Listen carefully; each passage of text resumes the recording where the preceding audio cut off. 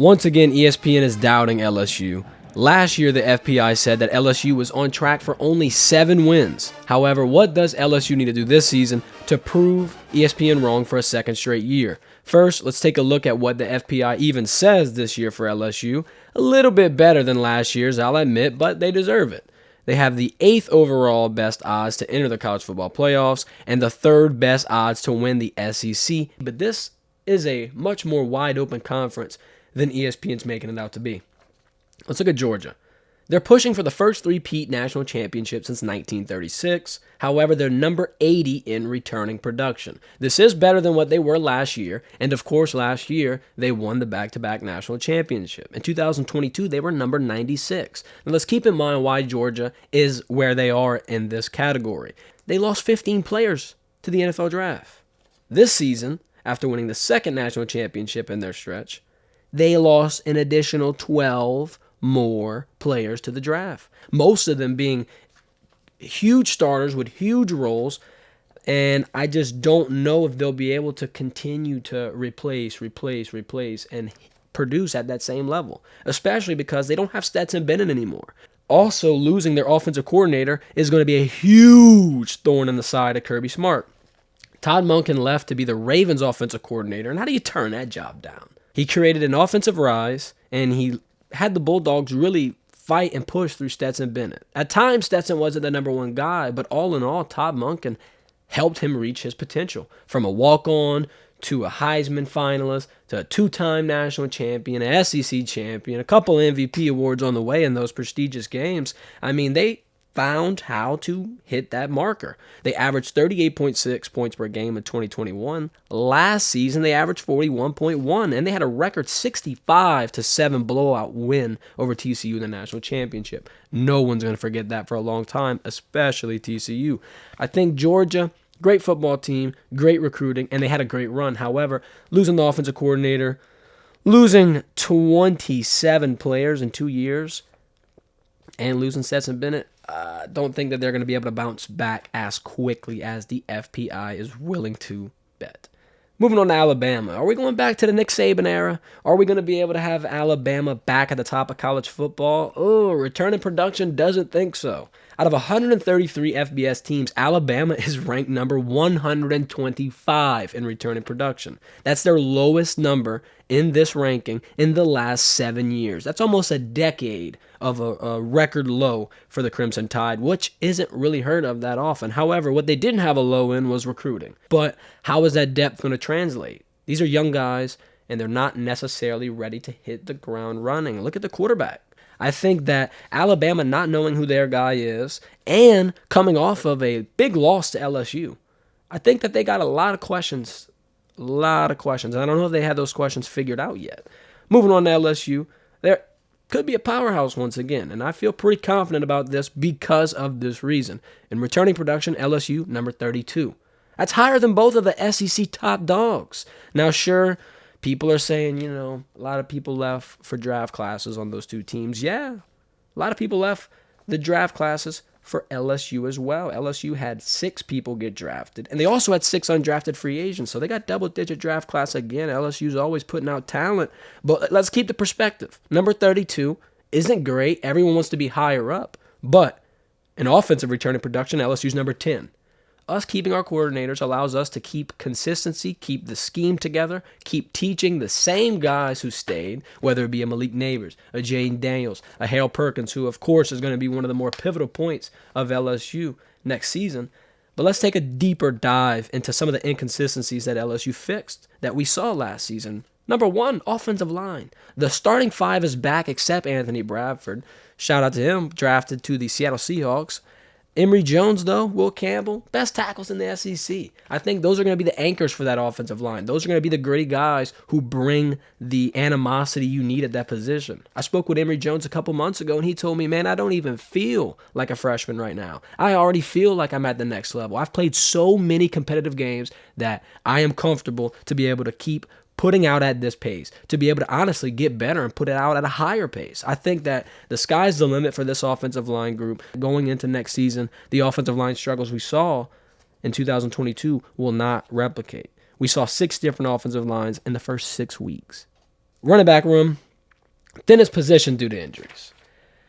It's a rough segue here. You never want to have injuries. Injuries takes the soul out of a football team, especially when you see a star player go down or, a key player where there's not much depth. It always makes the coaches scratch their heads, and that position for LSU this season will be running back. However, big boost to the running back room as Logan Diggs transfers from Notre Dame.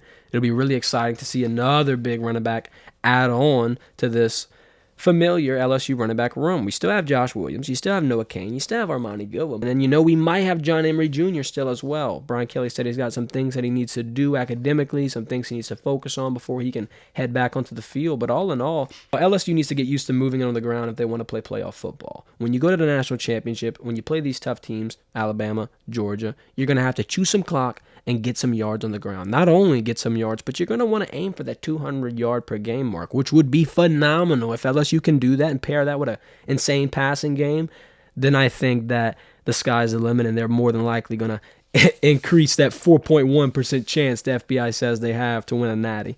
Now, of course, the running game is going to get helped out by Jaden Daniels' ability.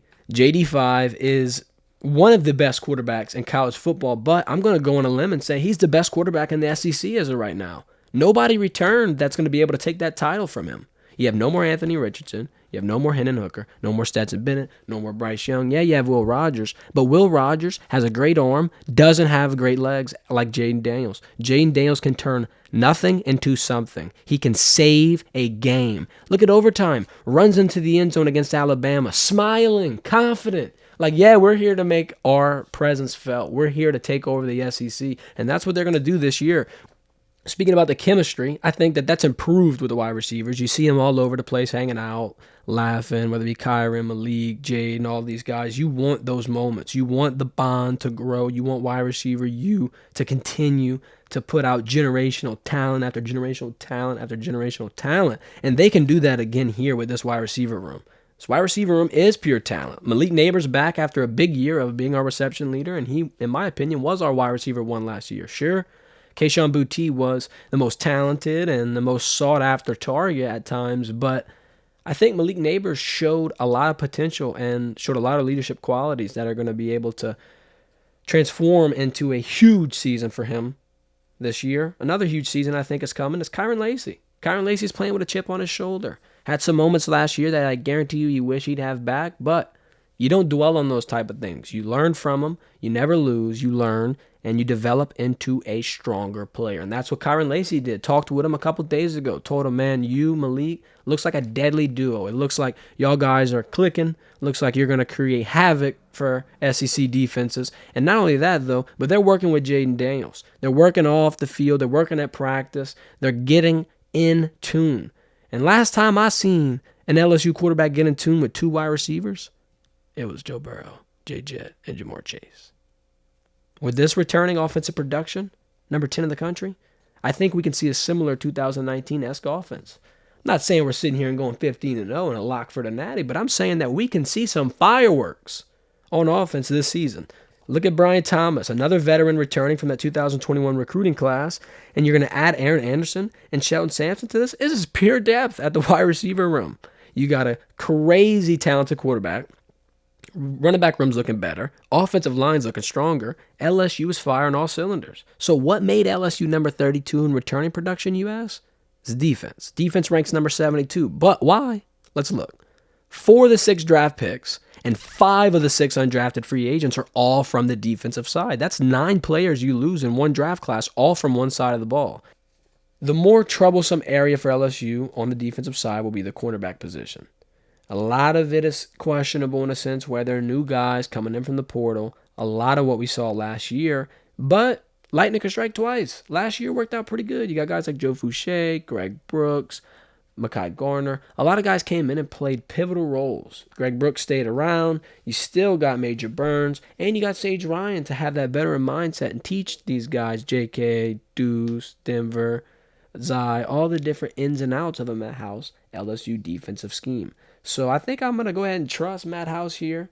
I think he's got a lot of weapons at his disposal, whether it be a Harold Perkins or a Mason Smith or even these DBs that we don't know too much about who could be pure lockdown corners. I mean, we had a couple guys go to the NFL already.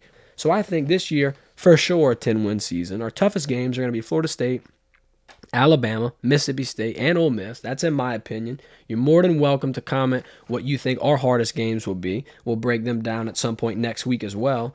But I think we have more of a chance at an SEC title than the old ESPN FPI would like to say. LSU slander is pretty common, but I think that there's nothing else we can do at this point but watch. Brian Kelly and LSU proved a lot of people wrong in year one, surprised a lot of people in year one. SEC West title, big push, and they made some names on that offense. A lot of those names returning. Made some names on that defense with a lot of those names returning as well. This team isn't, without a coordinator, struggling to find depth at one area, confused on where their identity is. This team's comfortable. They're ahead of schedule, and I think, quite frankly, a national championship is in their future, despite what the ESPN FPI says. 4.1% chance, doesn't matter. Doesn't matter at all. Thanks for watching the Verdin Verdict. Make sure to subscribe, share the video if you liked it. Follow us on social media, whether it be Instagram, Facebook, Twitter, TikTok. We put news out on them all. Pick your favorite platform. Follow the link in the description to go to the profile. Hit the follow button. And hit the notification bell to never miss another upload. Thanks for watching.